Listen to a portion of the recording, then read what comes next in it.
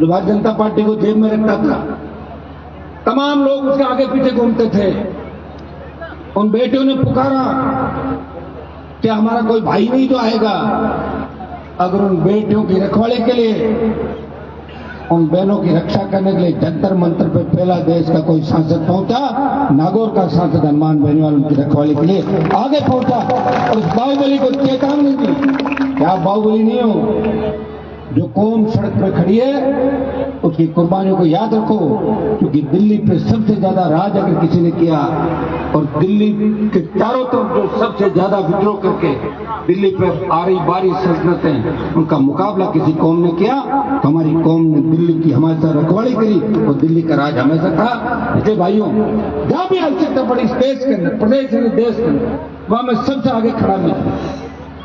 जब किसान के बेटों के सीने पे गोलियां बरसाई जा रही थी वसुंधरा के 3, 4 और 13 से 18 के कार्यकाल के अंदर, हार्डकोर अपराधी जिनके डर से नेता बिलों में छुप गए थे, मुझे कहते थे हनुमान जी आप लड़ते रहे हो, आप पे भी हमला हो जाएगा। और मेरे पे हमले हुए भी थे। आपको याद है जोटवाड़ा में भी हमला हुआ था, तेजा दशमी थी, सेकंडों के अंदर सब ठीक हो गया और मैं आपके बीच खड़ा हूं।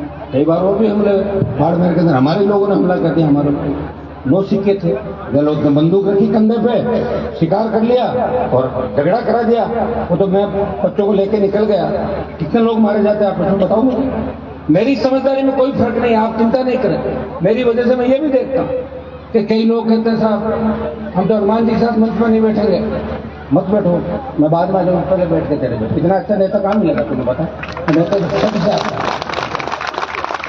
अब लोग कहते हैं हनुमान जी के साथ मंच पर नहीं बैठेंगे, लेकिन रात को जाके और उनसे प्रणाम करके आ जाएंगे, चोरी छुपे को देखेंगे। अब करिए, करना ही पड़ेगा, क्योंकि अब तो नौजवान मेरे साथ खड़ा स्टेट का, कि राजस्थान ही नहीं, हरियाणा, यूपी, दिल्ली, पंजाब। अभी आप कार्यक्रम देख रहे होंगे, मेरठ का जो प्रोग्राम था, हरियाणा में कार्यक्रम देखोगे।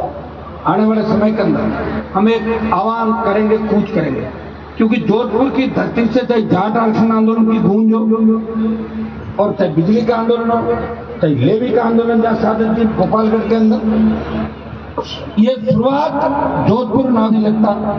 मेरा मन बिल्कुल नहीं लगता कि आंदोलन होता रहे और लोग मजबूत रहे और पीड़ा लोगों की दूर हम करें, प्रयास करें। लोग, कई लोग मुझे कहते हैं ऐसा हनुमान जी को गुस्सा ज्यादा आता है। अगर मेरे में गुस्सा खत्म हो गया ना तो फिर मैं खुद ही खत्म हो जाऊंगा। ध्यान रखना इस बात का, ये गुस्सा ही तो है जो पीड़ा आपकी वो लेके मैं बैठा हूँ। ये गुस्सा अपने लोगों के लिए नहीं है, ये उन विरोधियों को चेतावनी है। तो ध्यान रखना, अगर सब लोग साथ मिलकर इसको सत्ता में ले आए तो माफिया को उखाड़ के फेंक देंगे। और उसका उदाहरण बता दूं कि निया के अंदर पिछली बार जो बजरी माफिया था वो सरकार को जेब में लेके घूमता था, भाग गया। ईडी सीबीआई की रेड हुई, पति पत्नी दीवार कूद के भागे थे। तो कभी सोचा नहीं कैसे भी होगा। जिन नेताओं का मैंने इलाज किया ना राजस्थान के अंदर, लोग कहते थे ये ऐसा हो सकता है क्या? हो तो गया, ले वो तो पता नहीं कहां नंबर गया। मैंने ज्यादा इलाज किया, इसे तो भजनलाल पैदा हुआ, देखा आपने? मिला ही नहीं कोई नेता लागे, इसको लाकर बिठाया भजनलाल। तो यही होगा मेरे भाई। अब समय ठीक है, आप लोग भी धूप के अंदर काफी परेशान हो रहे हो। मेरे पे आज बड़े कार्यक्रम है, यहाँ के अंदर 2-3 प्रोग्राम दिए हुए हैं। मैं आपसे पुनः इस अवसर पर जो आपने मुझे आमंत्रित किया, आपकी बड़ी इच्छा थी उस दिन, भावी के अंदर थोड़ा सा मैं भावुक हो गया। अब मुझे लग रहा है मुझे भावुक होने पर रोक लगानी पड़ेगी 2 साल तक, आप क्या परेशान हो जाए। तो मेरे को मैं खारिया जाके और मैं वापस संदेश देकर आऊंगा कि मैं सिर्फ जब मैं काम करता हूं, प्रयास करता हूं, लड़ता हूं, मुझे लगता है कि मैं जिनके लिए लड़ रहा हूं उनके आगे जो मेरे साथ चल रहे हैं उस बात को समझ नहीं पा रहे, मुझे समझ क्यों नहीं। ये पीड़ा मेरे मन के अंदर रहती है, ये हर इंसान के अंदर रहनी चाहिए, क्योंकि ये अगर पीड़ा खत्म हो जाएगी, इमोशन नहीं रहेगा, फिर हम किस काम का। इसलिए मैं आपको आह्वान करता हूं कि मजबूत इलाका आपका निश्चित रूप से ये वो इलाका है, साथी इनका सामंतवाद के खिलाफ सादत दी, भोपालगढ़ का, बिलाड़ा का, और आपकी मजबूती का कोई मुझे सर्टिफिकेट देने की जरूरत नहीं। देश की सीमा पर लड़ते हुए हमारे बच्चे आज भी शहीद हो रहे हैं। अमेरिका के अखबारों में छपा, जब कारगिल का युद्ध चला था, 20,000 फीट ऊंची पहाड़ी पे 50 किलो गोला बारूद और AK-47 AK-56 लेके अगर दुश्मन को मार दिखाता है वो जाट रेजिमेंट का जवान है, इससे ज्यादा कुछ नहीं। ये कहा जाता है कोई सिख, कोई जाट, मराठा, कोई गोरखा, कोई मद्रासी, ऐसे ही थोड़ी गाया जाता है। तो इसलिए गाया जाता है ना लड़ाई लड़ी है। आप क्या सोच रहे हो, अभी अपना जो नेता घूम रहे ऐसे थोड़ी थे, मजबूत लोग भी इस कौम के अंदर आए, मजबूत लोग थे। इतिहास हमारा नहीं लिखा गया। महाराजा सूरजमल जी के साथ साथ तमाम ऐसे 100 लोग होंगे देश के अंदर, 100 से ज्यादा, जिनको क्रांति का आगाज भगत सिंह जी हमारे कौन सा जट सिख थे, ऐसे बहुत से लोग। अब हमारे राणा राम बाबू जी बैठे हैं, जब तेजाजी महाराज थे तब तो ये भी जाट थे सारे। फिर बाद में विष्णु जी, मतलब वो भी देखिए कि पर्यावरण की रक्षा के लिए, जीव की रक्षा के लिए भी आगे कोई आया तो जाट ही आगे आया। वो विष्णु जी के रूप में आज देश के अंदर लड़ाई लड़ रहा है इस देश के अंदर। तो उसके लिए योग को कोई लेकर आया, योग धरती पे योग कौन लाया? दशनाथ जी महाराज। कौन थे? जाट से। अफगानिस्तान से लेकर गंगा के तट तक हमारा राज था। और मैं आपको आह्वान करता हूं, एक बार एकजुट हो जाओ। लेकिन मुसलमान, मेघवाल, दलित, शोषित, पीड़ित तबका उसको भूलना मत, क्योंकि आपको सरकार में अगर को बिठाएगा वही बिठाएंगे। ये मेरा संदेश है, जरूर याद रखना। आज जिस तरह बहन बेटियों के हालात राजस्थान के अंदर, जिस तरह जगह जगह रावण राक्षस पैदा हो गए, उनका इलाज अगर आप चाहते हो कि हमारी जमीन अधिग्रहण हो रही है, बिलाड़ा, गोपालगढ़, नागौर, बड़ी बड़ी फैक्ट्रियां आ रही है, कंपनियां आ रही है, हम इस बात को समझ नहीं रहे। छोटे मोटे ट्रांसपोर्ट के काम के लिए अपनी जमीन अपने लोगों की सस्ती दर पर दिलवा देते हैं, और उसके बाद अपनी कौम को अगर कमजोर कर दोगे फिर कौन तो वोट देगा और कौन आपकी जय जयकार करेगा?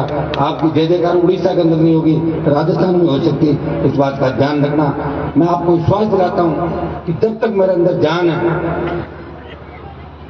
तब तक आपके लिए लड़ता रहूंगा, प्रयास करता रहूंगा, और सिंहासन आपका इंतजार कर रहा है। मैंने तो ये भी कहा था कि अगर कोई मजबूत दूल्हा मिले तो मैं बाराती बनने को तैयार हूं, मैं किसी की दुल्हन नहीं बनूंगा। दुल्हन बनने तो कांग्रेस में दोनों ही तैयार थे, 18 और 23। सेकंड नंबर के पद की तो कोई है ही नहीं, उधर रेडी बैठा है, कभी भी ले लो। बात तो एक नंबर की है कि एक नंबर पे कैसे अपने लोगों का कब्जा हो, कि सारे काम हो जाएंगे, न तो टोल रहेगा न बिजली। रातों रात उठोगे ना, जब तक लगेगा नई आजादी मिल गई, सुबह उठे ये क्या हो गया। अब आप तो ये दुआ करो कि बंगाल में बीजेपी हारे और तमिलनाडु में बीजेपी हारे, दोनों जगह हारते फिर इलाज कर देंगे। मैं मेरा इशारा समझ जाओ अपने लेकर। बहुत बहुत आपको धन्यवाद। मुफ्ती साहब को ट्रांसफर करो, चांस बन सकते हैं ज्यादा देर वीडियो का आप क्या कर देते ना, तो कहेंगे हनुमान जी को बोल रहे, कोई नहीं लगवा देंगे। राजस्थान बहुत से नेता अपने अच्छे दोस्त है बीजेपी के अंदर भी, कई बीजेपी के अंदर रह के बीजेपी कमजोर करने में लगे हुए हैं, कई बाहर से। आज तो पार्टियां खुद ही आपस में लड़ रही, भाई पार्टियों में कहाँ है, कांग्रेस में कहाँ है बताओ? 4 धड़े हो गए, एक अशोक गहलोत, एक पायलट, तीसरा, चौथा, वो अलग अलग 4। 4 बीजेपी के अंदर। आरएलपी में कोई धड़ा नहीं, आरएलपी में आपकी खुद की पार्टी, जब चाहे आप खुद फरमान जारी कर दो, ये करना है, वही काम हो जाएगा। जब राष्ट्रीय लोकतांत्रिक पार्टी को मजबूती दो, ताकत दो, क्योंकि मैं आपका सम्मान देश में बढ़ा रहा हूं और आप मुझे ताकत दो। और ताकत नहीं दोगे तो फिर देखो मेरा तो कुछ नहीं बिगड़ना, मेरा तो नाम तो हो गया बड़ा अच्छा इसके अंदर। हनुमान तो क्या करे बेचारा, लड़ाई था, लोग ही नहीं समझ पाए, वो फिर गीत ऐसे बनेगा। वो तो खूब लड़ा था, खूब लड़ी मर्दानी, वो तो झांसी वाली गाना था, खूब लड़ा था, लेकिन अपने लोगों को समझा नहीं पाया।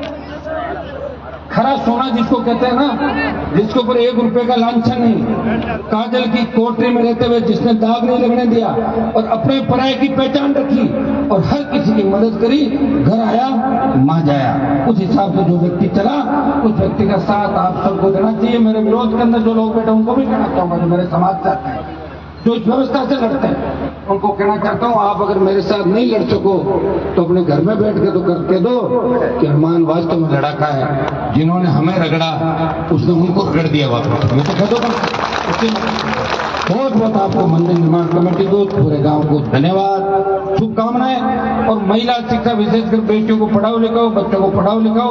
आने वाला समय आपका है, इतना विश्वास मैं आपको दिलाता हूं कि जितने भी पेपर लीक की गई घटनाएं हो रही है, हम इनके खिलाफ लड़ेंगे। जितने फर्जी लोग घुस गए नौकरी में, उनको बाहर निकालने का लगातार हमारा प्रयास रहेगा। नए बच्चों को मौका मिलेगा, खूब नौकरियां इस साल आपको निकलवाएंगे, दिल्ली के अंदर भी, यहाँ भी, और जहां भी आवश्यकता पड़े आधी रात को याद करना, आगे खड़ा मिलूंगा, पीठ दिखाकर नहीं भागूंगा, और आपका सम्मान इस देश और प्रदेश के अंदर बढ़ाता रहूंगा। बहुत बहुत आपको धन्यवाद। जय हिंद।